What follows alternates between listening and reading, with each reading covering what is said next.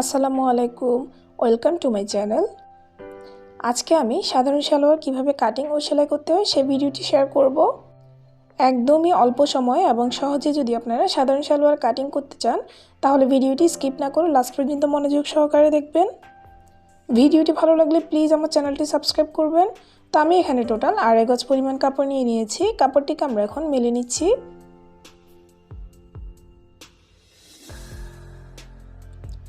কাপড়ের লম্বা অনুযায়ী আমরা কাপড়টিকে 4 ভাঁজে ভাঁজ করে রেখেছি। এই যে দেখুন, এখানে আমরা 2 ভাঁজ করা আছে কাপড়টি। 3 ভাঁজে 4 ভাঁজে কাপড়টি ভাঁজ করে রেখেছি আমি এখানে। সবার প্রথমে আমরা লম্বার মাপটি নিয়ে নিব। তো আমাদের উপরে বেল্টের লম্বা নিচ্ছি আমরা 7 ইঞ্চি পরিমাণ। বেল্টের জন্য 7 ইঞ্চি পরিমাণ বাদ দিয়ে তারপর আমরা সালোয়ারের লম্বার মাপটি নিয়ে নিব। তো আমাদের সালোয়ারের লম্বা হচ্ছে 38 ইঞ্চি। তো আমরা 38 ইঞ্চিতে মার্ক করে নিচ্ছি এবং আরও এক্সট্রা নিচ্ছি 1.5 ইঞ্চি পরিমাণ সেলাইয়ের জন্য। দুটি দাগ আমরা এভাবে মিলিয়ে দিচ্ছি। এখন আমরা হাই শেপটি নিব। তো সেম ভাবে আমরা উপরে 7 ইঞ্চি বেল্টের জন্য বাদ দিয়ে তারপর আমরা হাইয়ের মাপটি নিয়ে নিব। তো আমাদের হাই হচ্ছে 14 ইঞ্চিতে আমরা মার্ক করে নিয়েছি এবং 14 ইঞ্চিতে ভিতরের দিকে 2 ইঞ্চিতে মার্ক করে নিচ্ছি হাই শেপটি দেওয়ার জন্য। এভাবে একটি বক্স বানিয়ে নিয়েছি। তো আমরা এখন হাই শেপটি দিয়ে নিচ্ছি। তো আমাদের মুহুরি হচ্ছে 6.5 ইঞ্চি। তো আমরা সেলাইয়ের জন্য আরও 1 ইঞ্চি পরিমাণ বাড়তি নিয়ে এখানে 7.5 ইঞ্চিতে মার্ক করে নিচ্ছি। একটি শেপ কার্ডের সাহায্যে আমরা এভাবে দাগ দুটি মিলিয়ে দিব। সিম্পল সালোয়ার কাটিং করা খুবই সহজ, একটু মনোযোগ সহকারে দেখলেই আপনারা পারবেন। তো আমরা এখন দাগ অনুসারে কেটে নিচ্ছি।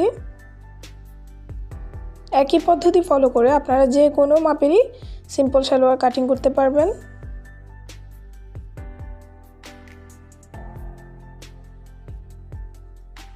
আমাদের কাটা কমপ্লিট হয়ে গেছে। এখন আমরা উপরের বেল্টটি কাটিং করব। আমাদের উপরের বেল্ট হচ্ছে 7 ইঞ্চি। তো আপনারা আরও 2 থেকে 2.5 ইঞ্চি পরিমাণ এখানে বাড়তি নেবেন।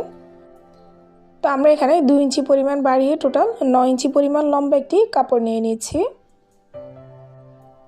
এখানে আমাদের বেল্টের জন্য যাবে 1.5 ইঞ্চি পরিমাণ আর নিচে সেলাইয়ের জন্য যাবে 1/2 ইঞ্চি পরিমাণ। সেজন্য আমরা 2 ইঞ্চি পরিমাণ বাড়িয়ে নিয়েছি। তো আমরা একইভাবে 9 ইঞ্চিতে আবারও মার্ক করে নিচ্ছি।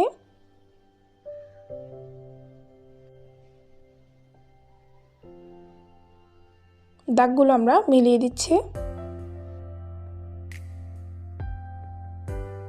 দাগ অনুসারে কাটিং করে নিচ্ছে।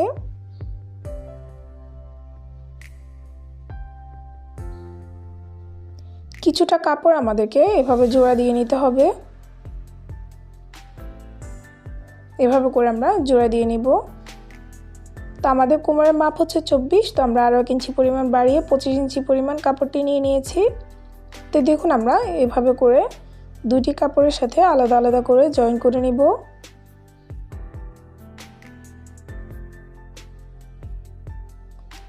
তা আমরা জয়েন করে নিয়েছি দেখুন, এবং সাইড দুটিও আমরা জয়েন করে নিয়েছি।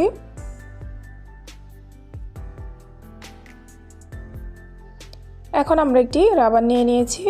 তো রাবারটিকে আমরা এখন এখানে সেট করে নেব। এই যে এভাবে করে বসে তারপর আমরা ডাবল ভাঁজ করে সেলাই করে দিব। তো দেখুন, আমরা রাবারটি লাগিয়ে নিয়েছি। রাবার লাগানোর ফুল একটি টিউটোরিয়াল আমার চ্যানেলে আপলোড করা আছে। আমি ভিডিওটি ডেসক্রিপশন বক্সে দিয়ে দিব, আপনারা সেখান থেকে দেখে নিতে পারেন। তো আমরা এখন হাইয়ের পাশটি এভাবে সেলাই করে নিব। দুইটি হাইয়ের অংশই আমরা সেলাই করে নিব। তো দেখুন, আমরা সেলাই করে নিয়েছি।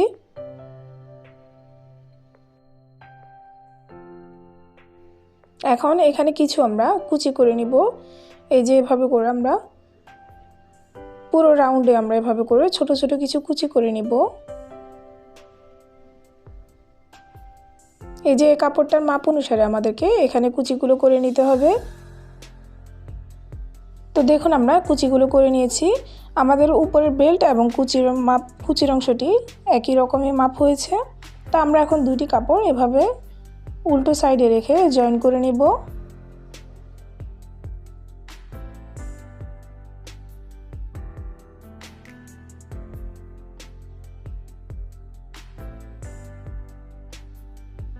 তো দেখুন আমরা জয়েন করে নিয়েছি।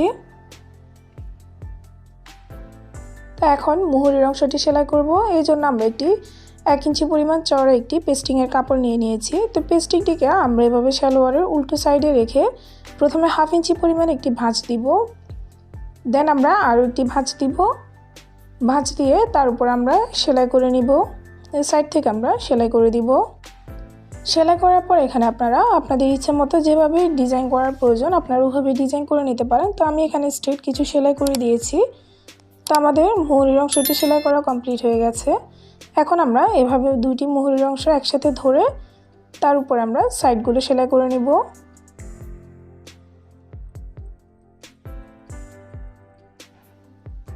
তো আমরা সাইডগুলো সেলাই করে নিয়েছি। দেখুন আমাদের সালোয়ারটি সেলাই করা কমপ্লিট হয়ে গেছে। আশা করছি আজকের ভিডিওটি আপনাদের ভালো লেগেছে। ভিডিওটি দেখার জন্য ধন্যবাদ সবাইকে। আল্লাহ হাফেজ।